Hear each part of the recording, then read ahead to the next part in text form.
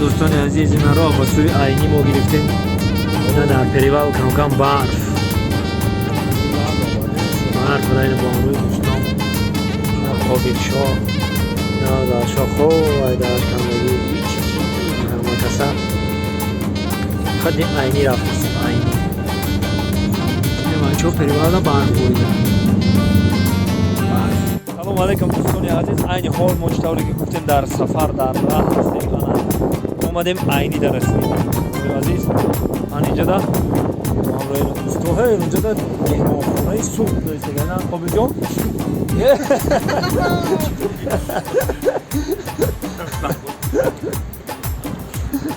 ببینم تراتوره همین صبح داریم خواهد با ما در هر چیز داشتید با ما شما دست کن بکنیم نشان بکنیم اینجا باشه.